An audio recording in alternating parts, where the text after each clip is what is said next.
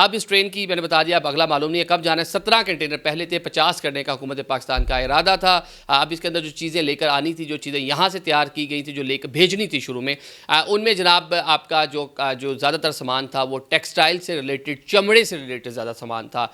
Bags वगैरह, वो ठंडे इलाके हैं तो वहाँ पे गर्म जो मलबूसात हैं वो बड़ी ज़्यादा फेमस हैं, जो कंबल वगैरह इस तरह की चीज़ें यहाँ से बहुत सारी जाती हैं, चादरें वगैरह फैसलाबाद, ये हमारे जो यहाँ की सारी प्रोडक्ट्स हैं ये उसका हिस्सा बननी थी। और वहाँ से वापस आते हुए इसने केमिकल्स थे, इसके साथ साथ जनाब वहाँ पे खुश्क जो कह लें कि प्रोसेस्ड वेजिटेबल्स हैं, इस तरह की बहुत सारी चीज़ें जो वहाँ की मार्केट से पाकिस्तान की मार्केट में आ सकती थी। तो ये इसका प्लान था।